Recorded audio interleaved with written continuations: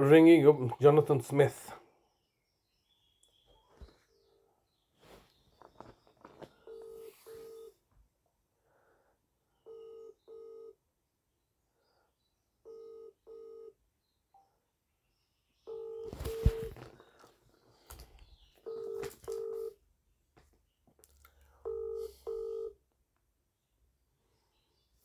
Hello, this is the voicemail of Jonathan Smith at DWF Law. I'm sorry I'm unable to take your call at the moment. If you'd like to leave your name and number, I will of course get back in touch with you as soon as I am able.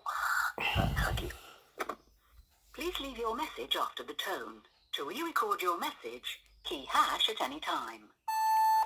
Oh yes, hello Mr. Smith, it's Mr. Hussain here, once again leaving yourself, I believe, a daily voice message now.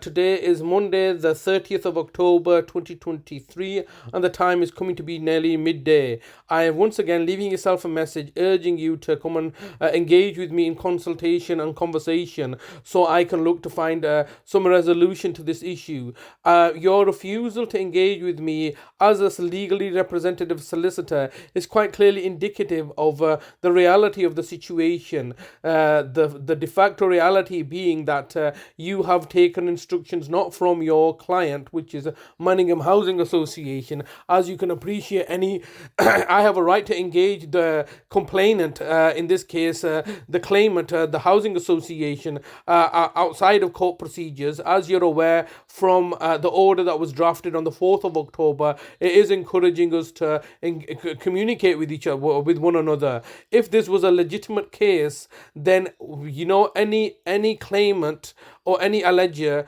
would look to engage with me in dialogue, looking to resolve the situation and trying to clearly crystallize what the issues of dispute and differences are. You, the housing association, and as the representative of the housing association, have not adopted that approach. And the reason that you've not adopted that approach, and you're quite gung-ho to take this matter to the courts, and as experience has proven to be the case, the reason you're so adamant not to refusing to speak to me is because you know that that speaking to me has no legitimacy or value in these particular circumstances, because the housing association are themselves acting as proxy agents for the local authority, whom are spearheading and are the de facto controllers of this case, and hence why my representation in courts are always being derided and disregarded by the judges, because in the background, and I know I may not know yourselves as the DWF solicitors, but solicitors are all the same.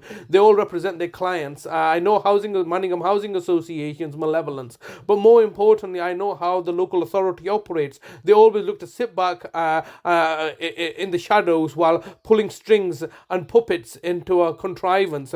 This is a badly put together puppet show, and the local authority is sitting back and spearheading and orchestrating everything in the background. Hence why my brother's now been kidnapped for such a number of period of time, because it quite clearly is to your client's advantage, because your client was evidently failing in this case. I am just reminding myself that your client in February 2022, when we had arrived at the property, was trying to engage with Christopher Browell in order to raise a welfare concern. Mr. Browell had stated at the time, we've got no concerns. Hence that was stopped. Subsequently, your client has attempted to raise a false flag safeguarding alert in October last year, in 2022, I believe on the 12th or the 13th of October, under a setup of a gas safety inspection, when the inspectors are never coming to the property. Hence, thus once again looking to trigger a welfare concern. That all failed, and then subsequently now through a welfare check, my brother's been taken away. This is all quite clearly a contrivance between the housing association, the local authority, the courts, and the police, in order to have my brother kidnapped. I simply want to talk to you, Mr. Smith, and I urge you once again to make contact with me. I'm sending daily emails to yourself asking for a consultation before the next listed hearing, so please can you look to contact me back. 10 seconds. Thank you very much. I think that's everything for today. Thank you very much. Goodbye.